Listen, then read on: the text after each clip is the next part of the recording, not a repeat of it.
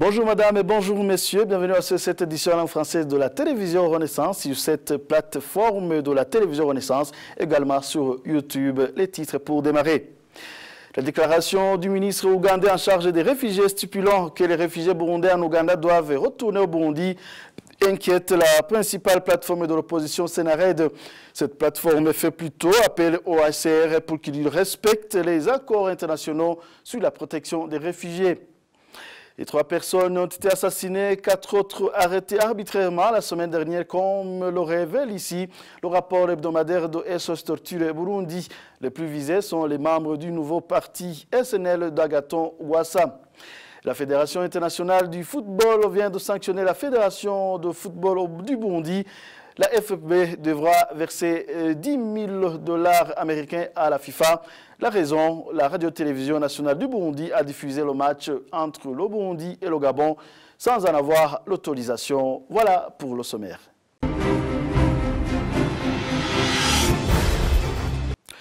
Encore une fois, bienvenue. La principale plateforme de l'opposition Sénared fait appel au respect du principe du non-refoulement des réfugiés burundais dans les pays d'accueil. Dans son communiqué, le Sénared exprime cette préoccupation suite aux déclarations du ministre ougandais en charge des réfugiés.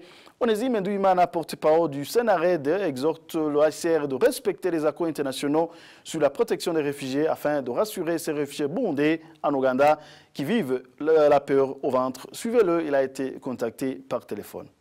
Nous avons donc écrit au HCR pour lui demander de nous appuyer à convaincre le gouvernement ougandais de ne pas confondre les réfugiés qui ont régulièrement fui le pouvoir de Bujumbura et les envoyés du gouvernement du Burundi qui sont particulièrement faits des membres de la milice Imbonerakure, d'autres travailleurs pour le service de renseignement burundais qui viennent traquer les réfugiés là où ils ont pu trouver refuge. Ce sont ceux-là même qui font des va-et-vient entre le Burundi et les pays limitrophes du Burundi, notamment le Congo, le Rwanda, dans une certaine mesure, la Tanzanie et l'Ouganda, pour venir traquer les gens. Ceux-là retournent au pays pour donner rapport ou pour s'approvisionner et ils reviennent se faisant passer parfois pour des réfugiés. Certains même ont des cartes de réfugiés comme réfugiés alors qu'ils ont une autre mission. Cela devrait être arrêté et traduit en justice. Et voilà ce que nous attendons des services de sécurité des pays qui ont accueilli les Burundais. Parce qu'aujourd'hui, dire qu'on va rapatrier les Burundais dans leur pays, encore ceci étant dit par un ministre ougandais, ignorant même les dernières lettres que le président ougandais, son Excellence Yoweri Kaguta Museveni, a échangé avec le président illégal et légitime qui règne sur le Burundi, c'est vraiment dire une chose et son contraire. C'est étonnant de voir que les réfugiés burundais vivant en Tanzanie et en Ouganda aujourd'hui sont menacés de retourner au Burundi par les autorités de ces pays d'accueil, alors que ces derniers sont tous signataires des accords signés en matière de protection des réfugiés, comme le stipule l'article 33 de ces accords. Propos d'Aimé Kwizela du service de la communication au sein de la campagne SOS Torture Burundi, une organisation qui suit de près les violations des droits de l'homme au Burundi.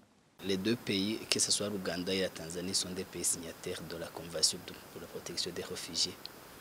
Et cette convention, en son article 33, interdit les États de refouler ou d'expulser de quelque manière que ce soit un réfugié sur les frontières où sa vie ou sa liberté se retrouve menacée en raison de sa race ou bien de ses opinions politiques. Maintenant, ce que nous demandons à ces États, c'est de respecter cette convention dont ils sont signataires et de pouvoir garantir la protection à ces réfugiés, ou s'ils ne sont plus capables de le faire, de passer par les instances habilitées pour les mettre à la disposition des autres États qui peuvent protéger ces réfugiés.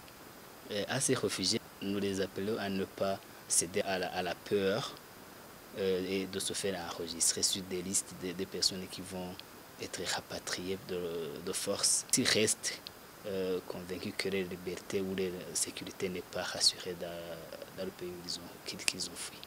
Et SOS Torture Burundi a pris relevé la semaine dernière 3 cas d'assassinat et 14 cas d'arrestation arbitraire.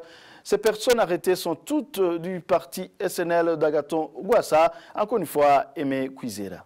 Le présent rapport revient sur les cas d'au moins 3 personnes qui ont été assassinées au cours de cette période. Parmi les victimes, 2 sont des jeunes dames, l'une a été assassinée à Bujumbura, l'autre à Rutana, dans des circonstances jusque maintenant non élucidées, surtout que même les autorités ne ménagent aucun effort pour pouvoir déterminer la vérité sur ces assassins. L'autre victime a été assassinée à coups de poignard à Kirundo par l'un des jeunes de la milice Imbonerakure qui bénéficie jusqu'aujourd'hui de l'impunité. Le rapport évoque également des cas d'arrestation arbitraire qui visent surtout les membres des partis d'opposition, surtout le CNL qui est le nouveau parti de l'opposition. Au total, 14 personnes ont été arrêtées, dont 6 à Itaba, dont un représentant communal du parti CNL et un représentant de la jeunesse du même parti. Ces arrestations arbitraires sont opérées par les jeunes Imbonerakure ou par la police sur des personnes qui sont pointées du doigt par les gens de la même milice. Et SOS Torture Burundi note cette recrudescence de violences politiques dont les membres des partis de l'opposition sont victimes, et en particulier les membres du CNL depuis l'annonce de son agrément. Et SOS Torture Burundi dénonce ces arrestations illicites que commettent les Imbonerakure ou la police sur des personnes pointées du doigt par la même milice. Le journal poursuit. La jeunesse de 2 ailes du parti prenant de l'opposition se réjouit du processus de réunification qui est en cours pour Nyungeko et Ernest, secrétaire général de la jeunesse de ce parti GRR. Il faut plutôt que ceux qui traînent les pieds rejoignent les autres membres du parti de Rwagasore pour que ce processus ne s'arrête pas.